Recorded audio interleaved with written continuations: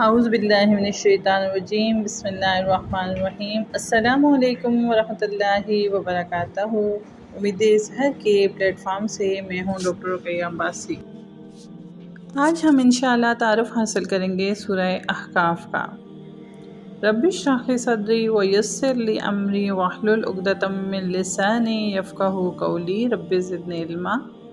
سورہ احقاف اس سورت کی آیت نمبر 29 اور 30 سے معلوم ہوتا ہے کہ اس وقت نازل ہوئی جب جنات کی ایک جماعت نے حضور اکرم صلی اللہ علیہ وآلہ وسلم سے قرآن کریم سنا تھا۔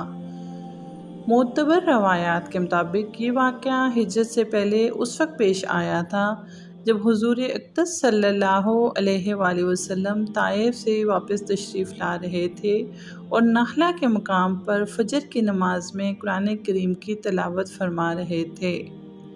دوسری مکی صورتوں کی طرح اس صورت میں بھی اسلام کے بنیادی عقائد یعنی توحید، رسالت اور آخرت کو دلائل کے ساتھ بیان فرمایا گیا ہے۔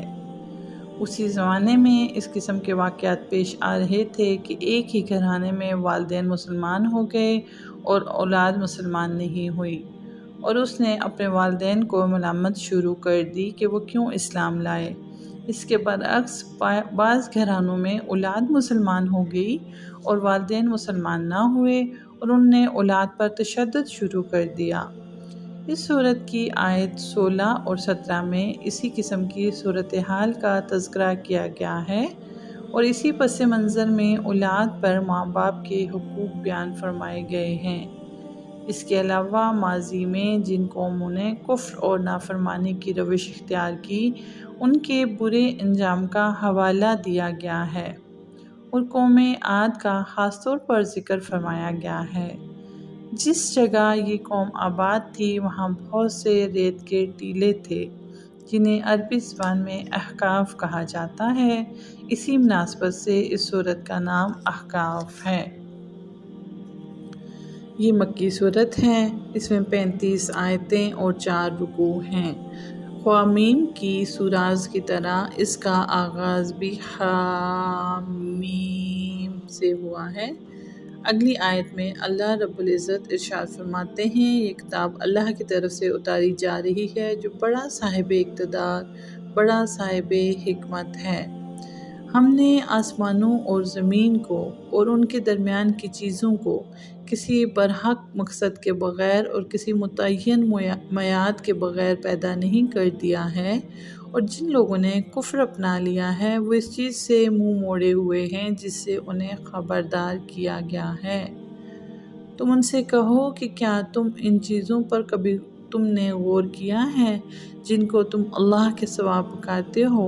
مجھے دکھاؤ تو صحیح کہ انہوں نے زمین کی کون سی چیز پیدا کی ہے یا آسمانوں کی تخلیق میں ان کا کوئی حصہ ہے؟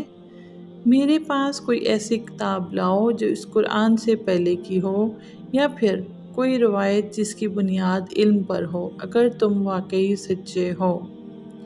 اس شخص سے بڑا گمراہ کون ہوگا جو اللہ کو چھوڑ کر ان من گھڑت دیوتاؤں کو پکارے جو قیامت کے دن تک اس کی پکار کا جواب نہیں دے سکتے اور جن کو ان کی پکار کی خبر تک نہیں، اور جب لوگوں کو محشر میں جمع کیا جائے گا تو وہ ان کے دشمن بن جائیں گے اور ان کی عبادت ہی سے منکر ہوں گے۔ اور جب ان کے سامنے ہماری آیتیں اپنی پوری وضاحت کے ساتھ پڑھ کر سنائی جاتی ہیں تو یہ کافر لوگ حق بات کے ان تک پہنچ جانے کے بعد بھی اس کے بارے میں یوں کہہ دیتے ہیں، یہ تو کھلا ہوا جادو ہے۔ کیا ان کا کہنا یہ ہے کہ اے پیغمبر صلی اللہ علیہ وآلہ وسلم نے اسے اپنی طرف سے گھڑ لیا ہے؟ کہہ دو، اگر میں نے اسے اپنی طرف سے گھڑ لیا ہے تو تم مجھے اللہ کی پکڑ سے ذرا بھی نہیں بچا سکو گے۔ یہ باتیں تم بناتے ہو وہ انہیں خوب جانتا ہے۔ میرے اور تمہارے درمیان گواہ بننے کے لیے وہ کافی ہے، اور وہی بہت بخشنے والا بڑا مہربان ہے۔ کہو میں پیغمبروں میں کوئی انوکھا پیغمبر نہیں ہوں۔ مجھے معلوم نہیں کہ میرے ساتھ کیا کیا جائے گا، اور نہ یہ معلوم ہے کہ تمہارے ساتھ کیا کیا جائے گا، اور میں کسی اور چیز کی نہیں صرف اس وحی کی پیروی کرتا ہوں جو مجھے بھیجی جاتی ہے۔ ان آیتوں میں یہ فرمایا گیا ہے کہ مشرکین کے پاس اپنے شرک والے عقیدوں کو ثابت کرنے کے لیے نہ کوئی عقلی دلیل ہے جو یہ ثابت کر سکے کہ جن معبودوں کو یہ پوجتے ہیں انہوں نے اللہ تعالیٰ کی خدائی میں کوئی حصہ لیا ہے، اور نہ کوئی نقلی دلیل ہے۔ نقلی دلیل دو قسم کی ہوتی ہے، ایک یہ کہ اللہ تعالیٰ کی طرف سے پہلے کوئی ایسی کتاب نازل ہوئی ہو جس میں ان معبودوں کو اللہ کی خدائی میں شریک قرار دیا گیا ہو۔ مشرکین سے کہا جا رہا ہے کہ اگر کوئی ایسی کتاب ہے تو لا کر دکھاؤ۔ نقلی دلیل کی دوسری صورت یہ ہو سکتی ہے کہ کسی پیغمبر نے کوئی بات کہی ہو اور اس بات پر کوئی علمی سند موجود ہو کہ واقعی انہوں نے ایسا کہا ہے۔ اللہ تعالیٰ سے دعا گو ہوں کہ اللہ تعالیٰ ہمیں قرآن پڑھنے اور سمجھنے کی توفیق عطا فرمائے، اور اللہ تعالیٰ ہماری نسلوں میں اس کو راسخ کر دے۔ جزاک اللہ خیر۔ اپنا اور اپنے ارد گرد رہنے والوں کا بہت سارا خیال رکھیے۔